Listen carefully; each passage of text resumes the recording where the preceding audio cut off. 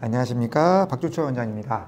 오늘은 제가 환자분들께 시술해 드릴 수 있는 환자 맞춤형 안면골 보형물에 대하여 안내해 드리고자 합니다. 안면골 재건에 이용되는 보형물의 종류는 다음과 같이 여러 가지 종류가 있습니다. 본시멘트, 피크, 티타늄, 고텍스, PCL, 매드포, 실리콘 등입니다. 이 중에서 3D 프린터나 컴퓨터 수치 제어 공작 기계, 이것으로 제작이 허가된 보형물 재료는 피크, 타이타늄, PCL 세 가지 종류일 뿐입니다. 본시멘트나 실리콘은 CAD를 이용하여 주형을 3D 프린터로 출력 후 이것을 통해 간접적으로 제작하는 것은 가능하지만 재료 자체를 3D 프린터 등으로 출력하는 것은 아직 허가받지 못하고 있습니다. 티타늄은 가장 일반적으로 사용되고 있는 금속입니다. 양악수술에 쓰이는 금속판에도 이용되고 치아 임플란트에도 사용되죠. 치아 임플란트 수술 받으시고 이건 금속이니까 시간 지나면 제거해야 한다고 생각하시는 분은 안 계실 것입니다. 그만큼 생체 내에서 안정적으로 유지될 수 있습니다. 티타늄 보형물은 제조 방식에 따라 적층형, 절삭형 두 가지로 나뉘어집니다. 적층형의 경우 제작 방식 자체가 티타늄 가루를 뿌려서 만드는 방식이다 보니 내부의 빈 공간을 3차원적으로 만들 수 있어 보형물 자체의 무게를 줄이는 데 유리합니다. 그리고 다양한 곡선을 재현 가능합니다. 보시는 것처럼 절삭형에 비하여 표면이 거친 느낌이 나면 이거는 나중에 가공을 하면서 후처리를 하면서 조절 가능합니다. 하지만 가격이 상대적으로 절삭형에 비하여 비쌉니다. 반면에 절삭형은 보시는 것처럼 매끈합니다. 아무래도 표면을 갈아내는 방식으로 제작하기 때문이겠죠. 그러다 보니 내부의 곡선 통로 등을 만드는 것은 불가능합니다. 절삭형과 적층형을 조금 더 비교해 보도록 하겠습니다. 현재 사용 가능한 절삭형 티타늄 보형물의 경우 한 블락으로 만들 수 있는 크기의 제약이 있어 불가피하게 투피스로 만들어야 되는 경우도 있습니다. 좌측 정도는 하나로 만들 수 있는데 우측은 하나로 만들 수가 없습니다. 무게도 비교해 볼까요? 위가 적층형이고 아래가 절삭형입니다. 크기는 적층형이 좀 더 큰 것으로 보입니다. 적층형이 부피가 더 큼에도 불구하고 오히려 30% 정도 가볍습니다. 하지만 제가 보형물을 좌표계를 이용하여 대칭적으로 디자인하기에는 절삭형 공급업체의 CAD 프로그램이 더 용이합니다.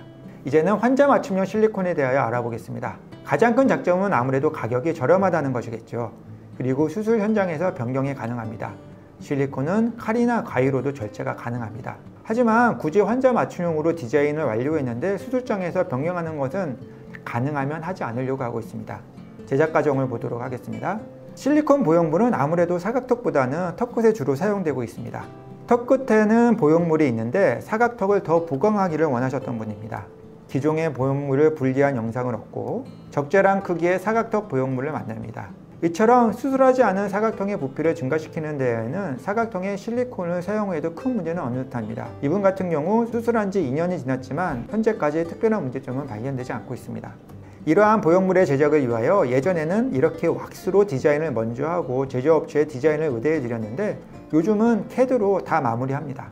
마지막으로 소개해 드릴 자료는 PCL입니다. PCL 재질 보형물에는 PCL과 베타 TCP를 혼합한 경우 그리고 PCL과 BGS7을 혼합한 경우 그 두 가지로 나뉘어집니다. 이 둘 모두 환자 맞춤형으로 제작 가능합니다.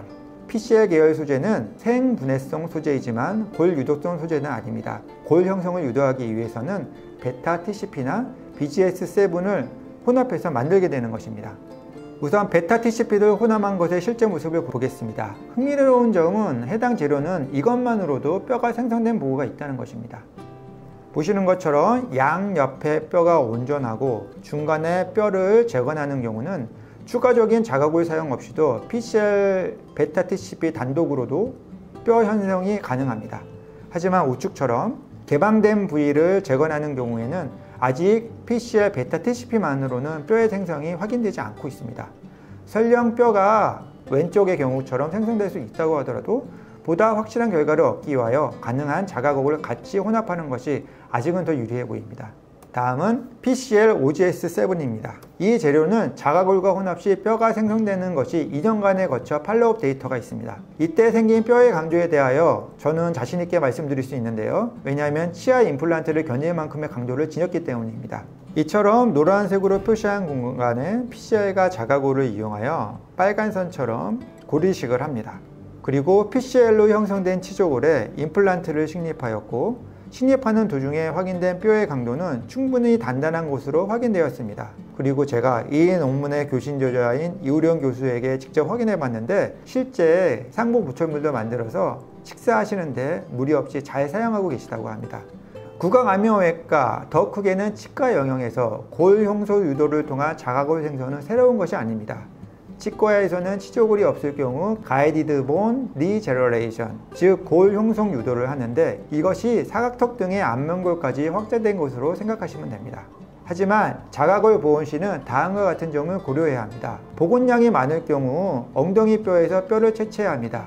이로 인해 보행이 일정 기간 불편할 수 있고 2차적인 수술 부위가 필요합니다. 자가골이 생겼다는 것은 해당 부위가 살아있는 뼈이고, 이는 생리적 변화에 반응한다는 것이므로 리모델링, 골 개조에 의해 시간이 경과하면서 원래 계획했던 바와 다소 모양의 차이가 생길 수도 있습니다. 반면에 다른 보형물들은 생명력이 없는 무기체이므로 인체 내 환경에서도 그 모양을 꾸준히 유지합니다. 또한 PCL과 자가골을 이용한 복원은 아직 장기적인 데이터는 부족합니다.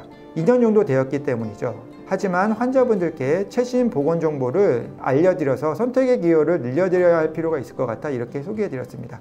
감사합니다.